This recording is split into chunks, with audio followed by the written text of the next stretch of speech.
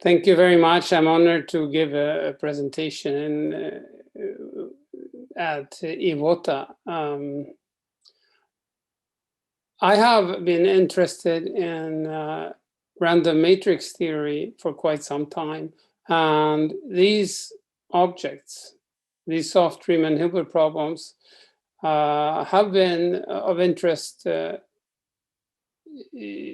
because of their relationship with planar orthogonal polynomials, but they were not called soft Riemann-Hilbert problems before. And in fact, nobody really knew how to solve them. So I will explain how these things work, I hope, give you some insights into what's going on. But maybe there are will be some gaps anyway, and hopefully you will excuse me for not covering everything. So I begin with the setting, which is standard now to work with a confining potential. It is something used in physics, for instance. Confining potentials keep particles localized and so on. And that's basically the reason the confining potential is introduced here, because there is a particle model and so on.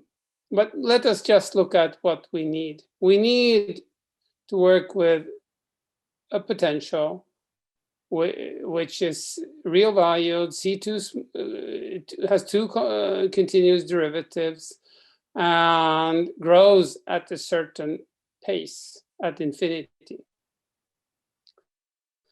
It grows at least like log of mod z times a constant bigger than 1.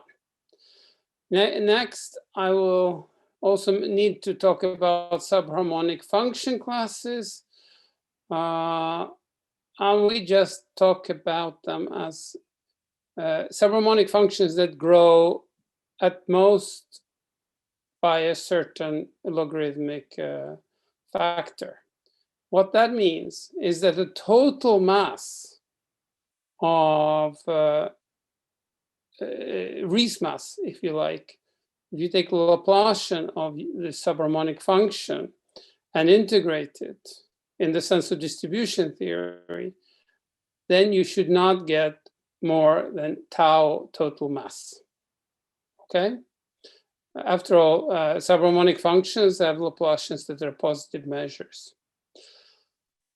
Okay, the obstacle problem has to do with this class of subharmonic functions. So you take subharmonic functions with this growth restriction, and then you require them to be below the given confining potential everywhere, pointwise. Okay, and you maximize pointwise over this class. So in a sense, it becomes an envelope. It's like you take, for instance, you take in the convex setting, you could say, okay, let's start with convex functions. If we start with a non-convex function, we try to have it a convex minorant to it. And then we maximize the convex minorants. Then we get, you can visualize it yourself.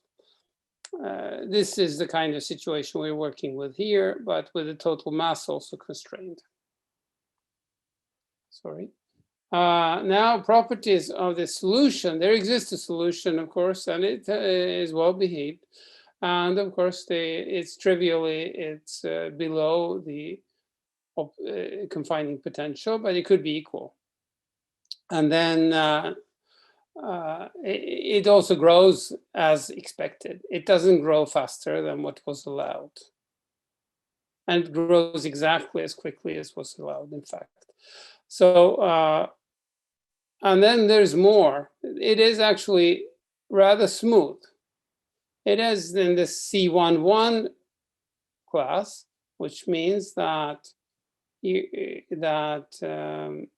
all second derivatives are bounded functions in the sense of distribution theory. And it's it's harmonic outside a certain compact set, which is the contact set. It's a set where this function is this minorant actually hits the obstacle from below, and that's an important set. It differentiates between what's happening in the you could say that this ST is in a sense the place of where there are particles, and the outside is a vacuum set. Anyway, this is called the droplet, and it's a compact subset. Any questions? You hear me, right? It's okay. I don't hear anybody, so I guess maybe I should have just checked if there is any. We could have. Now I can see if there are any. Okay, there are no questions, so I think I keep on full screen. Old method. Yeah. Okay, so this is the droplet thing. Now we will concentrate on the parameter value tau equals 1 because that's the most interesting one for us. I mean, all other parameter values are basically equivalent. And then this contact set, which was given for parameter value 1, we require it to be a diffeomorphic version of the closed unit disk. So, and we want, so the boundary should be a smooth loop, and we actually ask it to be real analytically smooth. Moreover, in the neighborhood of that, we ask our confining potential to also be real analytically smooth, and also that the Laplacian of the potential is positive on the same neighborhood. Okay. Here is some remarks. It's good to put these assumptions in perspective. For instance, if we assume that the potential is real analytically smooth with positive Laplacian everywhere, then it doesn't really follow from these assumptions from that this contact set is diffeomorphic to the closed unit disk. You don't get such thing, and you don't get real analytically smooth boundary loop, but you do get that the boundary consists of isolated points or pieces of real analytic arcs, which may meet at classified singularities. So there is some understanding of what can happen here. You can have cusps or kissing point, basically. It's difficult for me to draw it, but you could imagine what it is, a cusp and so on. So it's like an outward pointing point inside this droplet, or it could be that the droplet has separates basically two sides that meet in a kind of pointed way, so that it should look like two cusps that meet each other. Okay, so let's see, I shouldn't move too quickly. What we want to do here is we want to study weights in the plane. And what are the weights? We want to do this class of exponentially varying weights and associated weighted L2 spaces in the plane. And what might be of interest here is when is a polynomial in the space. It depends on the degree, and it's possible to verify the condition now, given the assumption on the potential Q that guarantees that that any polynomial degree n is in the space. And then we also need to talk about monic polynomials, and that means that the leading coefficient is 1. Okay, the highest, the one in front of z to the n. So it's z to the n plus constant times z to the n minus 1 and so on. And finally, we want to talk about orthogonal polynomials. And we look at monic orthogonal polynomials. And so the first one should be constant. The second one, a first degree polynomial orthogonal to the constants. P2 should be the second degree polynomial orthogonal to all first degree polynomials, and so on. Let's see. Yes. Okay. So what we want to do with here, we would like to understand to analyze these orthogonal polynomials of degree m in this setting. One could, in fact, doesn't really matter. You can ask what are the polynomials of degree n, and then look at assuming that n divided by m is a constant. And look at m, the limit as m tends to infinity. That's the, anyway, this is just assuming that the ratio is 1, which is a nice simplification. Okay. Next, we look at, I want to tell you about what I call a soft Riemann-Hilbert problem, which is actually a D-bar problem. D-bar problems could be very hard, depending, especially if they involve it's a differential equation, which is of this type that I describe here. Okay, so we take a 1 by 2 matrix, it's a vector. And then we take a soft jump matrix, which looks like that. It has lots of zeros, but then this exponentially varying weight inside. And the soft Riemann-Hilbert problem is that one. You take d bar of this matrix y, it should be equal to y bar times this weight, the matrix. And then you calculate, you see that this is, at least makes sense as a problem. Multiplication of matrices works out. And you ask now, not only any solution, but you want solutions that have this property 2 there, that the behavior is that of looking like z to the n plus lower order expression, and the behavior of the second component should be a quick decay at the given rate. Okay? So let's look at that. We calculate here y bar times this weight. What is it? It becomes 0 and p bar times e to the minus 2 mq. On the other hand, we calculate d bar of y. What is it? It's d bar of p and d bar of this phi, right? So y was composed of p and phi. Let's go back. So y has 2 components, p and phi. And now we look, okay, so we get 2 conditions. The first one is that the d bar of p is 0, and the d bar of phi is this other thing, p bar e to the minus 2 mq. In particular, it's obvious now that p must be an entire function. And not only that, if we look at the growth condition that we had, let's go back. The behavior is that p should look like z to the n plus something lower order term. And then we see that there is only one possibility, that p is a monic polynomial of degree n. This could be viewed as a generalized Liouville theorem. Okay, next. The second condition now asserts that phi looks like has that decay, right?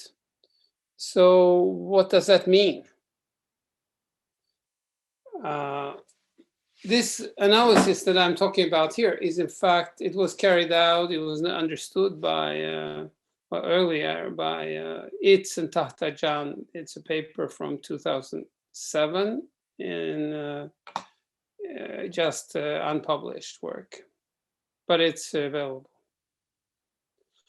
So how I changed a little bit the method.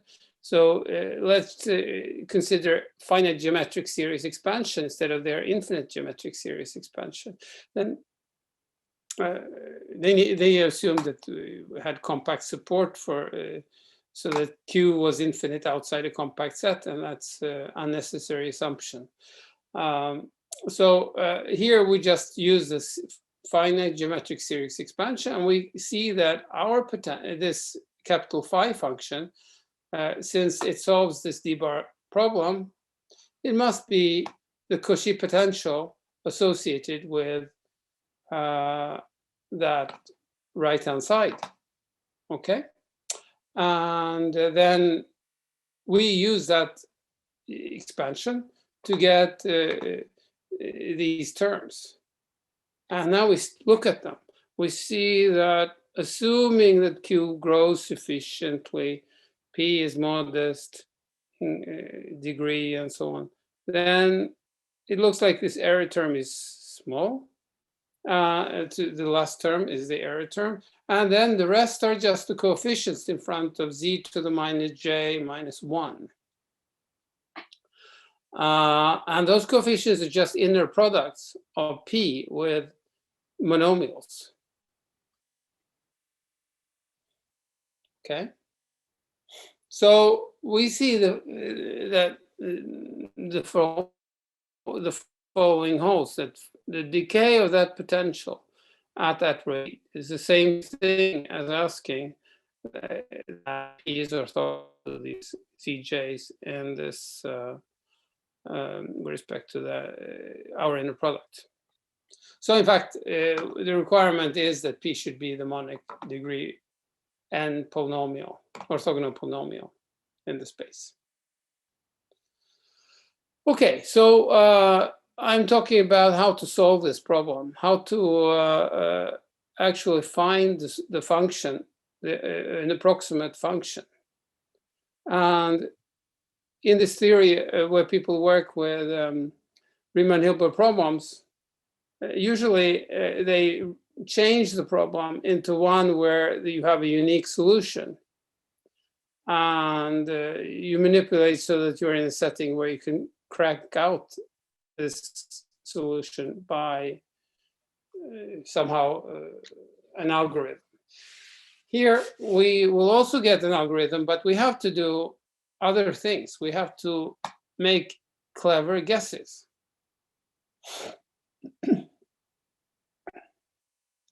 Okay, so what do? We take this P, the orthogonal polynomial. We assume that it looks like that. It's not really true, but it's a very educated guess. It's a constant C to the M, C of M, times a mapping phi to power M, and times this e to the MQ times capital F. And what is the script Q? The script Q is a certain holomorphic function in the exterior. Is something wrong here? Should be imaginary, should be real part of Q is equal to script Q is Q. So there was a switch there. I don't know why. I will fix it later. Anyway, it's supposed to, it looks like this with the switch. And then for some reason we normalize so that this F at infinity is the derivative of the conformal mapping. Okay, so phi maps the exterior. Let's see, didn't I have it before? Maybe I did have it, or I didn't have it. Maybe I cheated. Yeah, I should have done that too, probably. Anyway, phi maps the the exterior of this droplet to the exterior disk. Okay.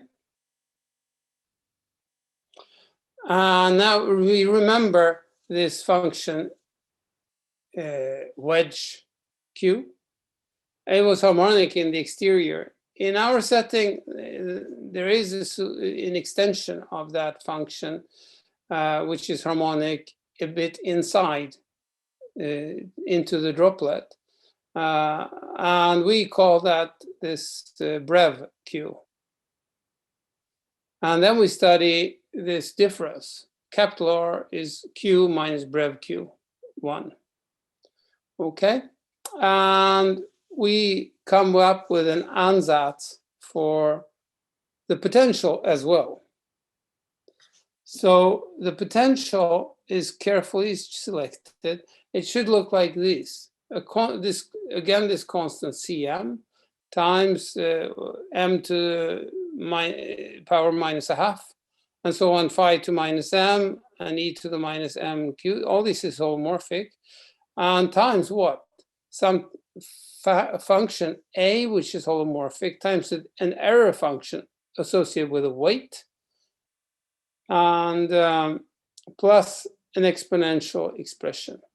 And here it's a little hard to understand why things happen, but what's important here is that v squared is equal to capital R near this curve, gamma 1, which is the boundary of the droplet.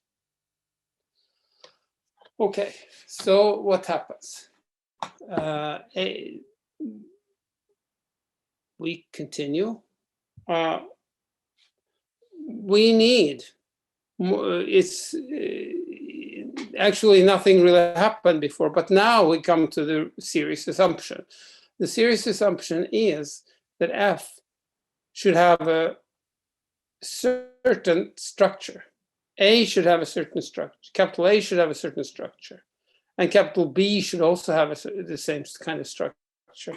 But F, it should decompose as a function which doesn't depend on M, which is holomorphic in the exterior and bounded in the exterior domain. And the same thing, and 1 over M times another function, which is also bounded in the exterior domain, etc. And the same with this A, and the same with the B should have an asymptotic expansion, but here we don't ask that any of the terms are homomorphic, they just smooth enough for us.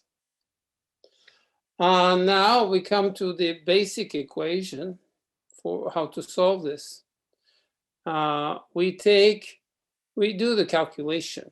We have a function chi1, which I didn't tell you about, but it's a cutoff function, which is supposed to localize to a fixed neighborhood. And then we just do the calculation. We get an expression for this d bar of phi, and we compare with what it actually should be. It should be this p bar times e to the minus 2mq, and we had the expression for that in terms of f, capital F. And now what actually should happen is this equation, which I call 3. So you need this thing. Notice here that v squared is capital R. Because capital R was positive, we can take a smooth square root. And we have two choices of smooth square roots. One will be the one with positive in the exterior, and the other one with negative in the exterior. We choose the positive in the exterior domain and negative slightly inside. Okay. Next, we decompose this information into 2 pieces. We do a restriction to this curve gamma 1 and observe that there, this function capital V equals 0. Now, let's look at our equation, which came from the equation equating these two expressions.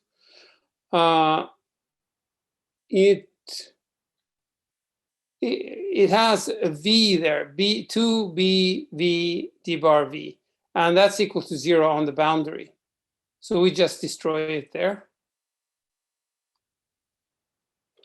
Okay, and where it's given that we know that capital F has to grow like be equal to a certain constant at infinity. On the other hand, capital A also has to have value 0 at infinity. Okay, and now I claim that this equation is in fact some kind of Riemann-Hilbert problem. It's in an alternative coordinate chart. I will tell you about this in a moment, but let's go first to the second equation. The first equation involved an unknown function b, but on the other hand, this function b had a 1 over m in front of it, so it's not that bad. Now we can basically assume that we tried the other way around. We didn't solve for. Let's see how it was. Let's go back to the equation. We tried to solve for b here. So suppose we manage to find a and f, then we have a chance. We just move over everything to the right-hand side except for this term, which is minus 2b, and try to solve for b.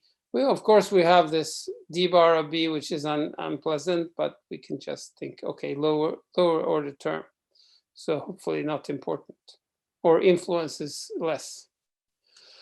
Sorry. And then we just solve for b, but there, as I said, there is a d bar b there inside, so it's a little bit unpleasant. But still, it looks reasonable. Because if we did solve here, then the thing we have on top, the numerator, I guess that's called, right? Then it should vanish where v is equal to 0. So that's good. Then we have a chance somehow here to divide. So here we have a situation where we have a Riemann-Hilbert jump problem and then a smooth division problem.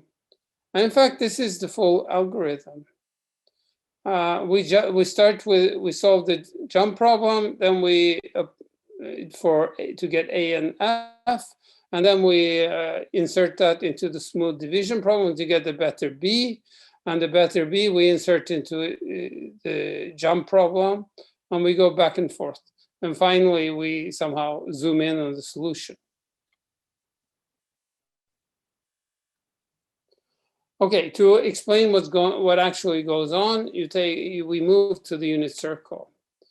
And so there is the conformal mapping, which I somehow needed to talk about before, but I forgot.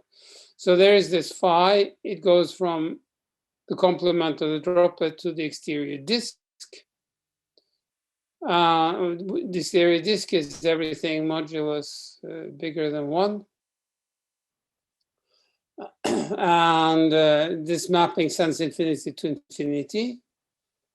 Then we consider slightly changed functions. They are upright, standing R, V, and psi instead of phi. And we do upright A, B, and F.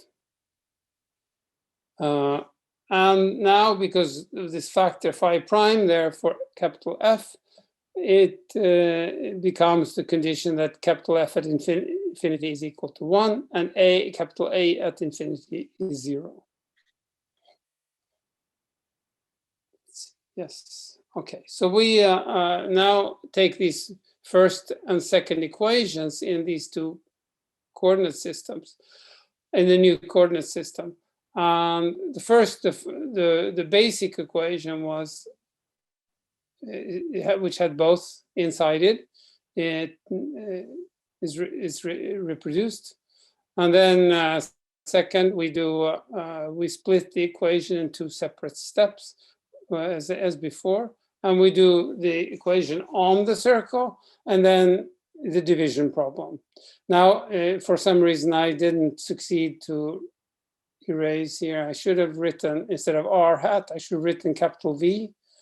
So forgive me for that. This R hat, it could be V there, right? Next, we take we do a local analysis of the d-bar derivative of V for some reason, and we can calculate it. V vanishes just to first degree, so it has a non-trivial gradient, and since it's real valued, the gradient is basically d-bar. So we calculate it, it's there. And we also need the Herglos operator and projections, PH, projections to H2 minus and projections to H2 minus 0. These are projections to Hardy subspaces of L2 of the circle. H2 minus are those functions that have, well, if you like, the Fourier coefficients, positive Fourier coefficients vanish, all of them. H2 minus, this is vanishing also at the 0th coefficient. These are orthogonal projections. And the Herglos operator, it has a characterizing property that it gives you the if f is real, then this Herglos of f has the real part equal to f. Sorry. Okay, so what do? We take this homomorphic function HR, which is constructed in this way. Then it's an outer function in the exterior domain. Its modulus on the circle is like square root of the Laplacian of capital R, of the Laplacian of R. And the value of infinity is expressed there. And now it follows that we can do d bar of V, and that's related with HR. It can be expressed in modulo squared of HR, if that's any good for us. All right. Next, we take the step one equation, we rewrite it a little bit, and it starts to look like that. Now, the left-hand side is a function which is bounded and homomorphic in the exterior disk. The right-hand side there has the first term, which has an extension, which is to the interior, which is homomorphic there. And then there is a final expression, which could be thought of as a jump condition on the boundary. So we have a homomorphic function in the interior, homomorphic function in the exterior of the disk, exterior disk, and we know how these functions differ. They differ by the jump expression. So we can solve such Riemann-Hilbert problems with jumps. And the answer is, in fact, that there is for some constant, you have this f over HR. It is some constant plus this projection. And similarly for the rest, for the right-hand side expression. I took away the conjugates because I thought it's more nice. It's nicer to have solutions without conjugates.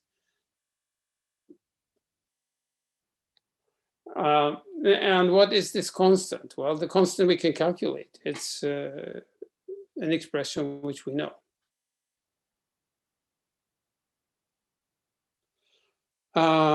next we have the solution. We try to solve here. And how to solve? Well, we knew that the d bar of v had, it looked like this expression in terms of HR on the boundary. So there must be some correction to it. And we write the correction like in this form. And once we did that, we can now use this simple property of, which follows from the equation, to write down the expression for the solution for the function b. So the function b looks like that. Interesting, right? And how to work now on this situation? We work on it by, I hope I didn't make any mistakes here, but I think it's probably is okay.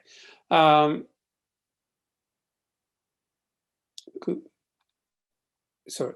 What we do is we apply the step 1, for instance, with b equals 0, and we then get candidates for these functions a and f using the algorithm, and then next we use those to get a better b.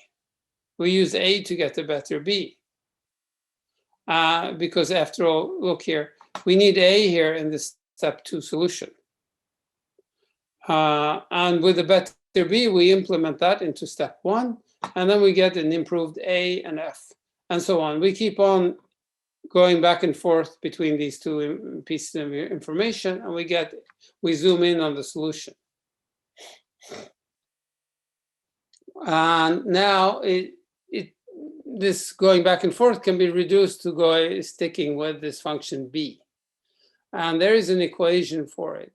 It looks a bit messy, but it's acceptable, I think, still. And you can view it as an equation like this. B is equal to B0 plus 1 over m times TB. Okay. And then this T is a little messy. How to solve it? Well, we do an approximation. We approximate the solution. We try to, we start this B0 and then move on next term and just iterate the equation. And we guess a cutoff Neumann series. And then the question is where to cut off, for which endpoint in the index is best. And well, if we calculate now, we do the equation. We try to minimize the error in the equation.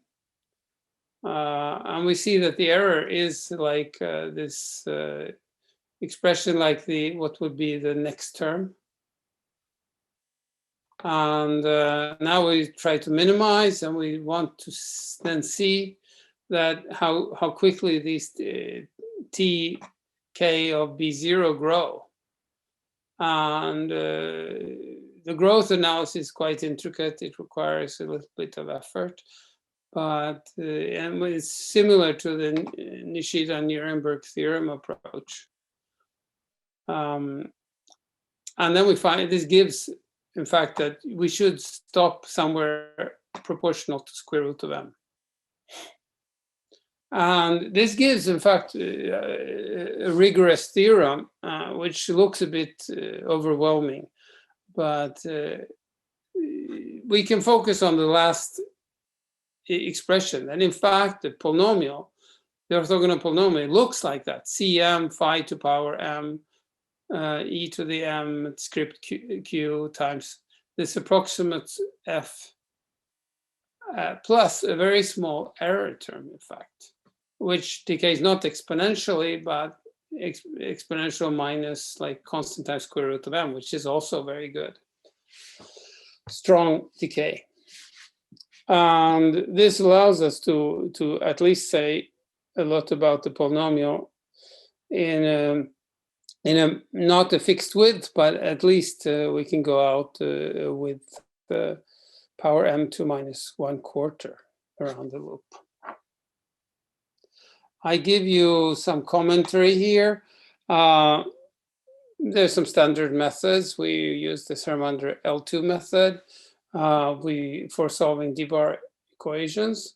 And then we need pointwise growth control, which would follow from area integrability conditions. There is an earlier work here by my collaboration with Aron Venman, which gives an asymptotic expansion exactly like this one for the orthogonal polynomials. There we get, we are able to find an algorithm to get how they look, but we are not quite able to characterize them completely. We are not able to say how fast they grow, these successive approximates, the next term. And we are therefore not able to quite go as deeply inside into the droplet as here. Also a little bit hard to see how the terms of the algorithm actually work out. But here it becomes, I think, a little bit more straightforward, although not completely easy either. I give you some bibliography. Here is some early work I had with Amer and Makarov, which was motivating. It was a random normal matrix model we studied. Here is a paper by Karleman on which is on the approximation of orthogonal polynomials with a constant weight on a given domain. Then my paper with Aron Venman, and the paper by Itz and Tatajan, which was the motivating thing about how to understand the Riemann-Hilbert problem for this setting. And then I mentioned also a paper by Klein and McLaughlin, which explains that even very simple equations like the scalar version of this equation I told you about is quite tricky. Nobody knows all that much about it except numerical simulations. Then the paper by Nishida I told you about, and there's a paper, mentioned a paper by Sega because he has done a lot of fundamental work on orthogonal polynomials. Are there any questions from the audience? No, the question is,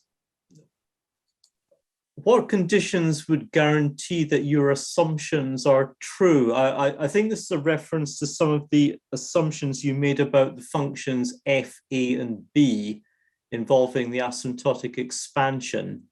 So I think the question is relating to what conditions would ensure that the functions a, b, and f indeed have these kind of asymptotic expansions.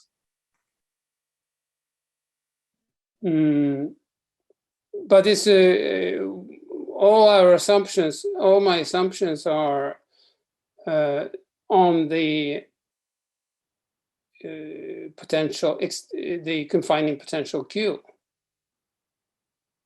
Under the given assumptions on the potential Q, everything works out. So I just presented the algorithm, and then you solve this equation iteratively, this Neumann series, finite Neumann series. And once you did that, you need to control, using Nishida-Nirenberg, you need to control the growth of the terms. And you can do that. And once you have that, you know how big is the error, and then you know how to approximate using d-bar methods. So we need cutoff functions and d-bar methods, but that's okay. And the other, perhaps I misinterpreted the question, but it's a question about the curve being an analytic smooth loop. Yes. I mean, under what assumptions do you get an analytic smooth loop?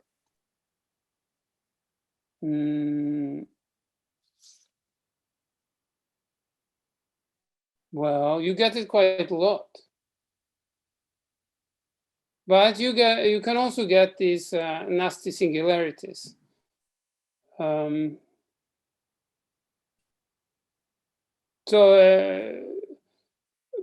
I would say that singularities are not generic. Okay? Singularities are like intermediate things that happen at points, time points in the tau evolution. But they could be changes when you move from, in the topological sense, when you move from having one component to two components in the droplet. And I only, basically this is, the assumption is that you have a one component droplet. If you do get worse, more components and so on, you get in trouble, of course, with this. This does not apply. You have to change something. It might be possible, it should be possible to do something. However, I'm not, at this point, I can't say exactly how it will work out. But that's certainly a direction worth considering in the future. Well, what is the origin of the term droplet? The physical motivation behind this terminology? Yes. Well, there is a determinantal process model. And the particles associated with this kernel, given in terms of orthogonal polynomials, you get a reproducing kernel for a space of polynomials, and this reproducing kernel, it gives you it gives the model of interacting particles, and the place for the particles are located mainly inside this droplet, and outside it's like a vacuum. There is no particles there.